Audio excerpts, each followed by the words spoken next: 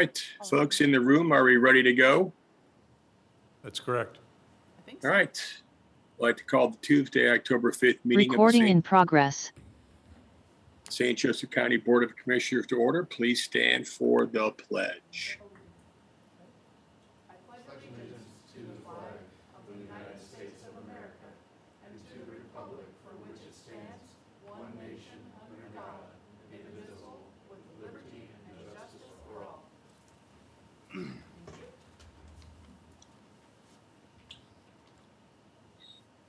Awesome.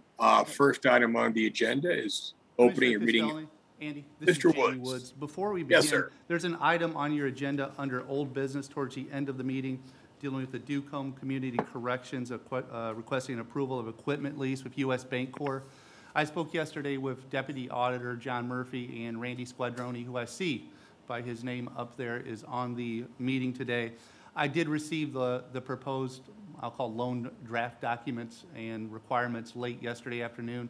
I'm reviewing those. I would encourage the commissioners to table this agenda item so we have time to review the documents and work with the auditor and representatives from Ducombe Center. So I don't want to waste anybody's time. I think that's an item that's going to need to be tabled today, and I wanted to be sensitive to Mr. Squadroni's times and others that might be in attendance on that item.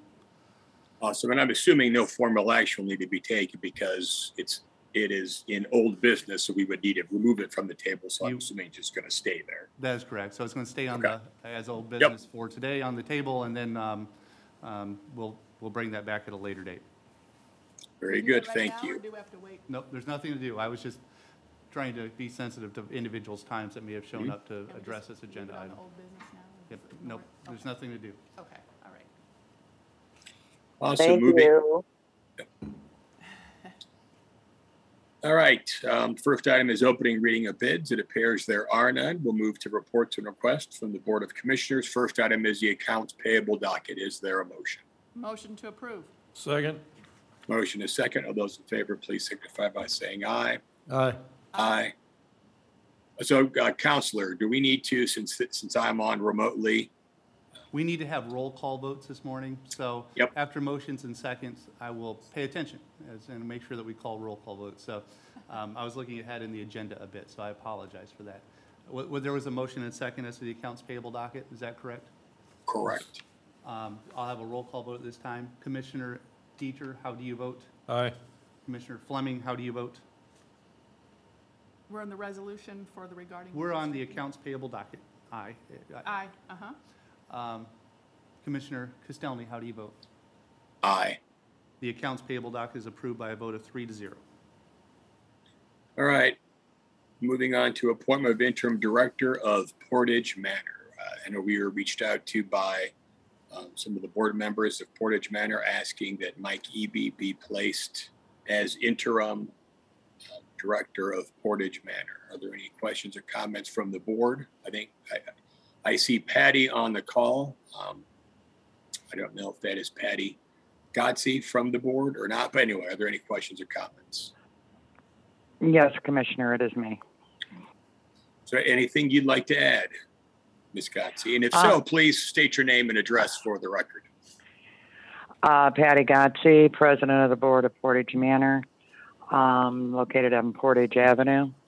Mr. Eby became recommended to us not only, well, he's also worked for us, but from Pete Augustino, Robin Chandler herself, and Kim Kirkowitz as a person that would be good as our interim director for now.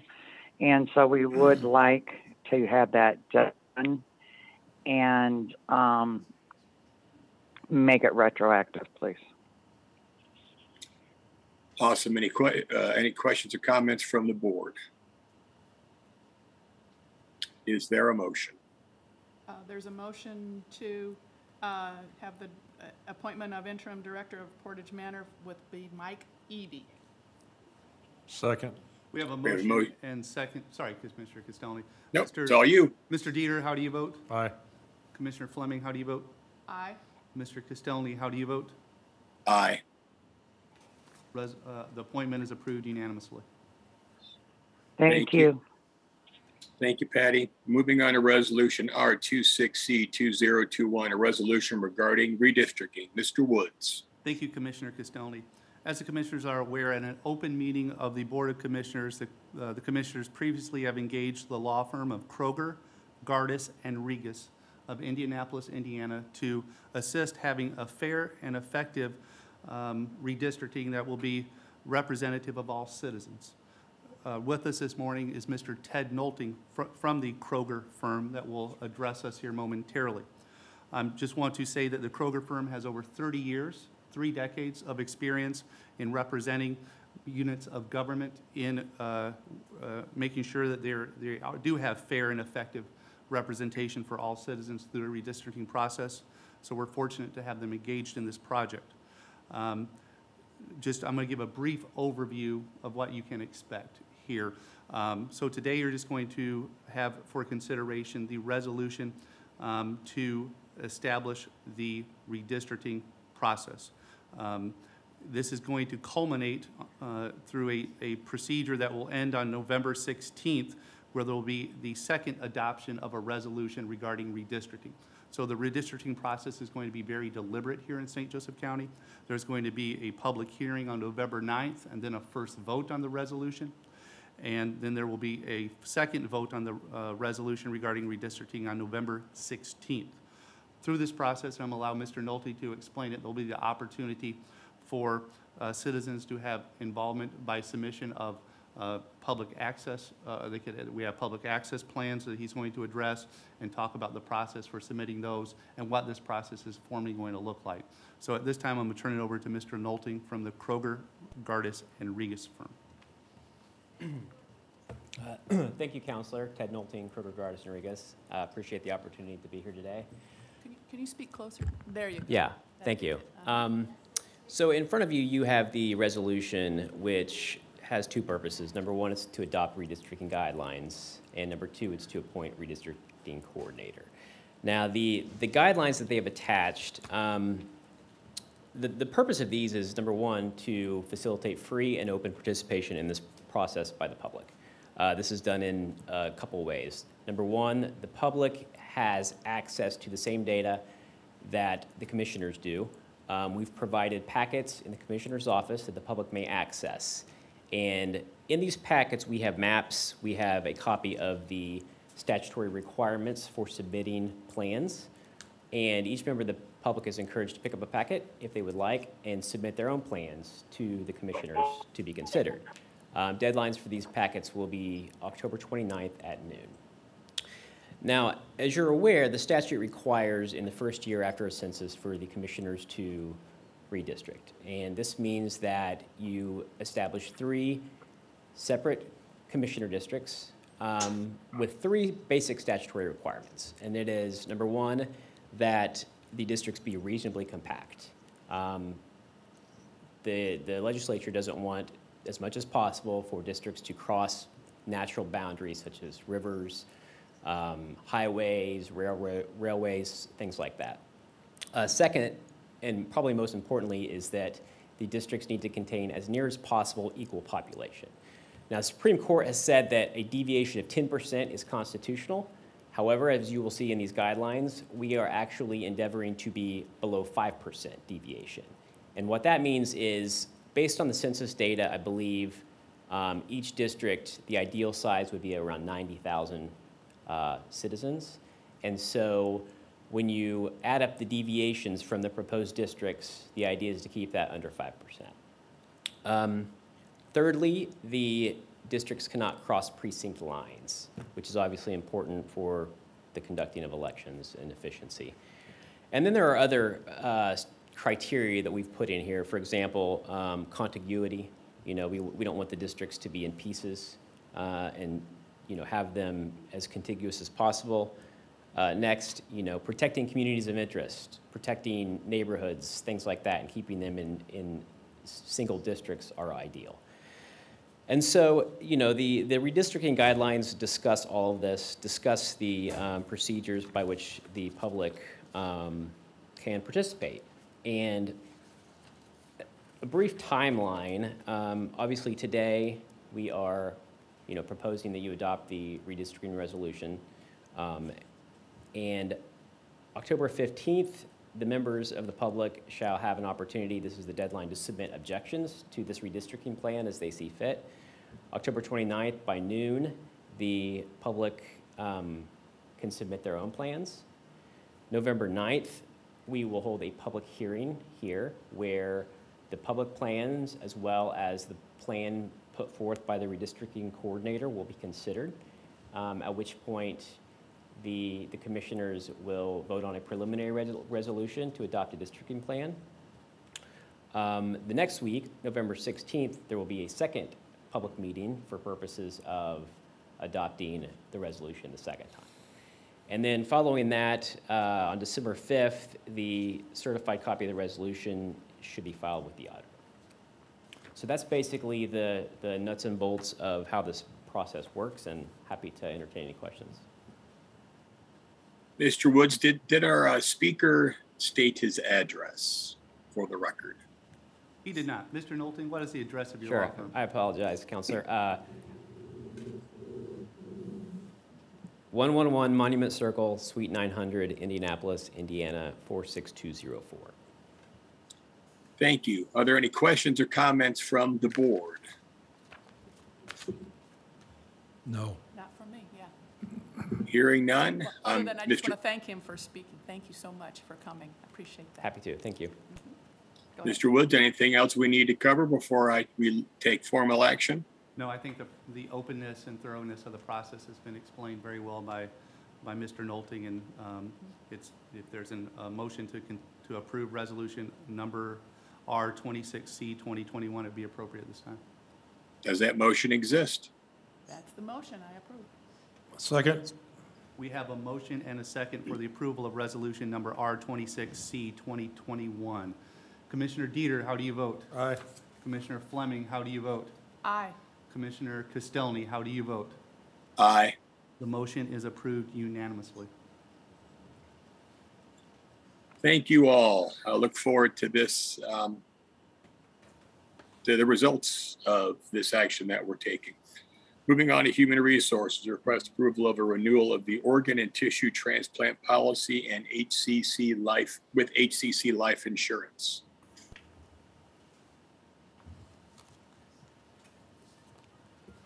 Good morning, Kim Karkowitz, Human Resource Director, St. Joseph County, offices on the 7th floor of this building. The request for the approval of the renewal of the organ and tissue transplant policy is one that we do annually as we start getting ready for open enrollment. With this policy, just like our stop-loss carrier, it helps the plan when we're looking at high dollar claims to help out. With that, our broker has brought this to us for us to renew, and with the documents that you were provided, it did state some concerns if we went back out for bid on this. So Robert Frick should be online too in case you have any questions for broker. I don't see Bob, I see Peter, Jay, but are there any questions or comments from the board related to this? Is there a motion? A motion for the renewal of the organ and tissue transplant policy. Second? We have a motion and a second. Commissioner Dieter, how do you vote? Aye. Commissioner Fleming, how do you vote? Aye. Commissioner Castelny, how do you vote? Aye. The request for approval of renewal of the organ and tissue transplant policy with HCC Life is approved unanimously. Next, request approval of an adoption agreement for eligible governmental 457 plans with Hoosier Start and Nationwide. So these are two separate contracts, but if you guys wanted to vote on them together, the 457 plans are what is currently offered to county employees for them to be able to put money aside for retirement in a tax-deferred plan. Both of these plans now offer a Roth option. This was a request from employees to look at the county bringing this option on also. The Roth option would just be this adoption of this agreement to add that. There is no other cost associated with adding this option to the county. So Counselor, are you comfortable with us taking action on both of these items, or should they be split out? I think that you can vote on both these items at the same time. That's how they're set forth in the agenda. I'm comfortable with that. Okay. Any questions or comments? Is there a motion? A motion to approve these, both of these two things here. Second. We have a motion and a second to approve the agreements with Hoosier Start and Nationwide. Commissioner Dieter, how do you vote? Aye. Commissioner Fleming, how do you vote? Aye. Commissioner Castelny, how do you vote? Aye. The agreements are approved by a vote of 3-0. Thank you. All right, moving on to the infrastructure planning and growth. First item is the consent agenda. I'm not able to see the entirety of the consent agenda. It appears as though there's an irrevocable letter of credit for the Inverness Woods Section 1. Yes. Is there anything else on the consent agenda besides that? No, just that.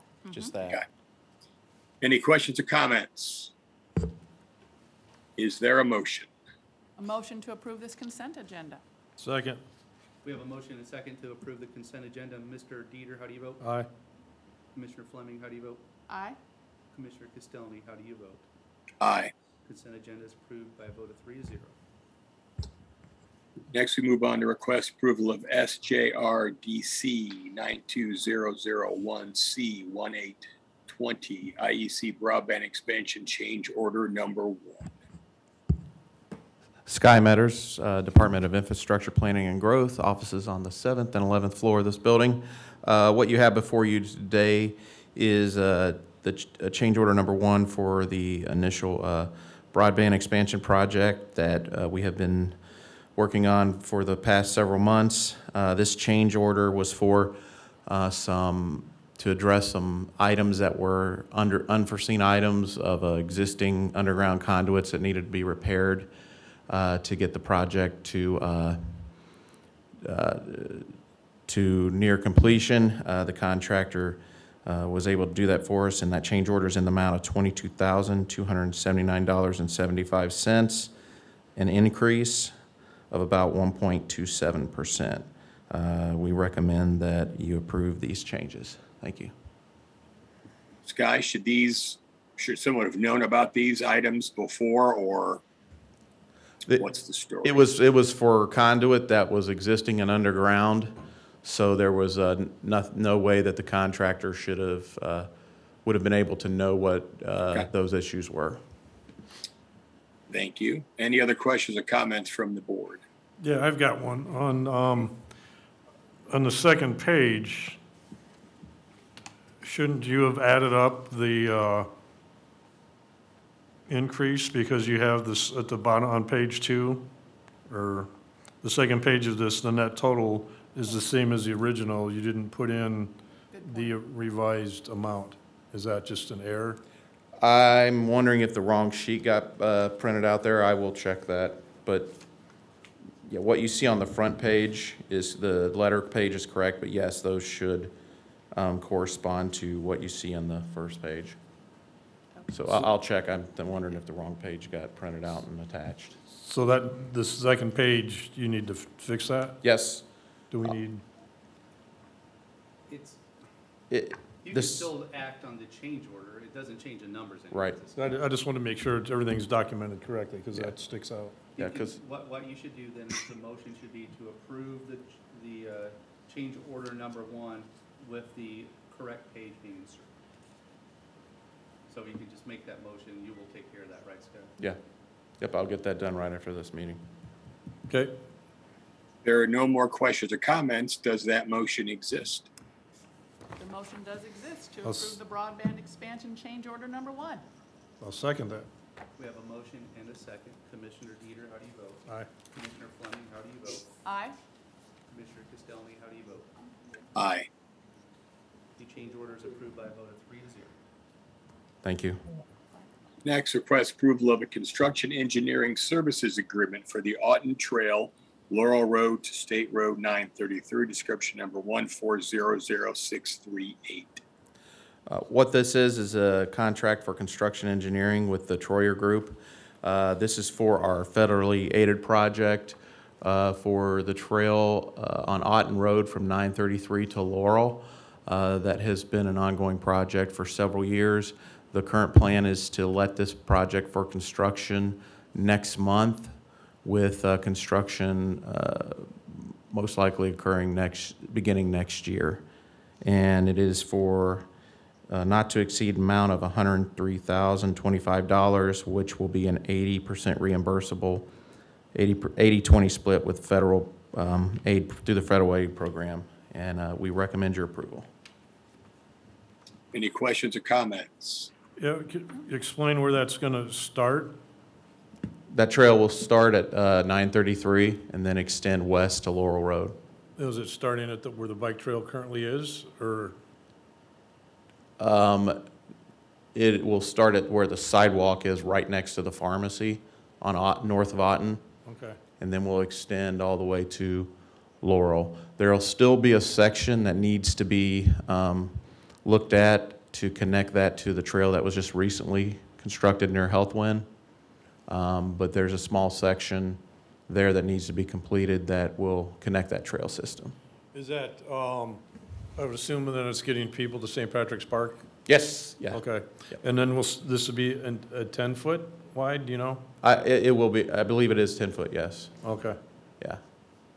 I have no further questions at this time. Any other questions or comments? Is there a motion? It's a motion to approve the construction engineering services agreement with the Troyer Group. Second. We have a motion and a second. Commissioner Dieter, how do you vote? Aye. Commissioner Fleming, how do you vote? Aye. Commissioner Castelny, how do you vote? Aye. The agreement's approved by a vote of 3-0. And then when there's a grand opening, let us know, because I think the commissioners would like to be the first people on that, either bike or walking. We can do that. Thank you, Yes, sir. it's been there in the past. We can break out the tandem bikes that we used. No, I'll be by 10 or myself. so. I'm fine, thank you. 10 years ago. It was great. All right. Next, request approval of an engineering services proposal for a county stormwater district study. Yeah, this item is for an agreement between the county and Christopher Burke Engineering to conduct the stormwater district study that was approved for American Rescue Plan funding by the council. This work to be performed is not to exceed $75,000. I've reviewed the proposal and agreement and recommend your approval.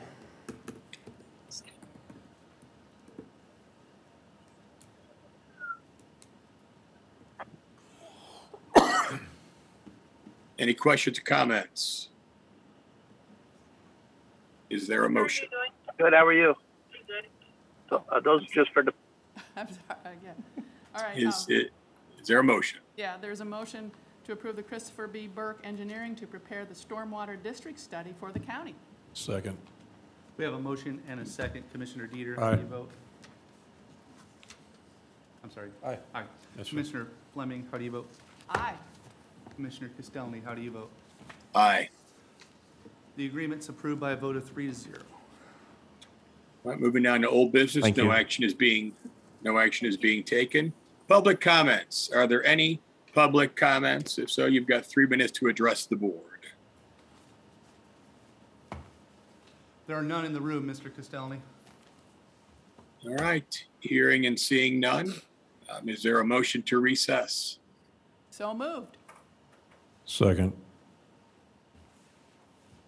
Counselor, is We this have a a roll? motion to recess. Commissioner Dieter, how do you vote? Aye. Commissioner Fleming, how do you vote? Aye. Commissioner Castelny, how do you vote? Aye. We are recessed.